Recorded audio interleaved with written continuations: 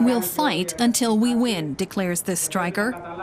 And he calls on workers elsewhere to join their industrial action.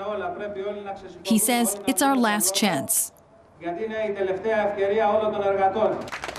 They've been on strike for 3 months, refusing to accept pay cuts of between 30 and 50%. The cuts would leave most of them with around 700 euros a month, not enough to live on in Greece. Theirs is a strike for all Greeks, they say, against the sweeping austerity measures. Normally, the steelworks outside the capital Athens would have a workforce of 240. The men on the picket line have been following reports about the crisis summit in Brussels.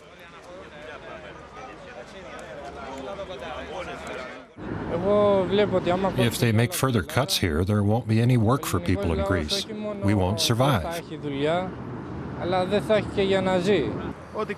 Whatever they decide, I won't benefit.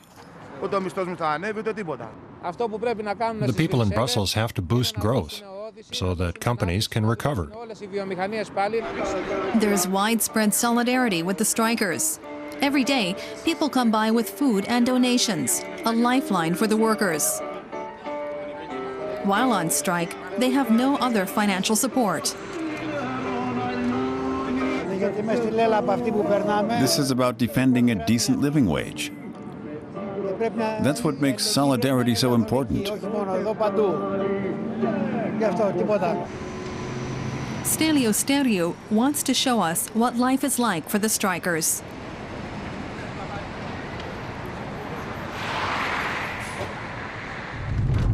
He's from the area. The men have no prospects of finding an alternative to their jobs at the steelworks, he says.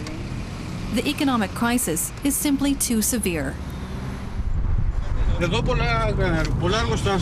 can see for yourself how many of these factories have gone out of business.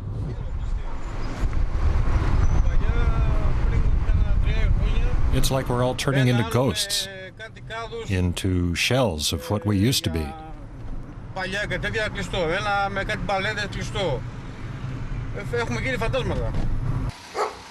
He'll have to sell his car, his sole luxury. He can no longer afford his own apartment, and he's moved back in with his mother at the age of 34. Her pension as a retired nurse comes to 600 euros a month, and is currently all the entire family has to live on. Stelios' wife lost her job a year ago, but she gets no state benefits.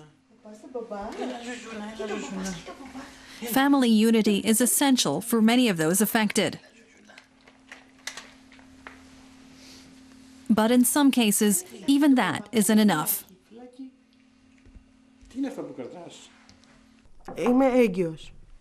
I'm pregnant and due to deliver in 6 weeks. I'll need 2,000 euros for my hospital stay, but I've no idea where I'll get it.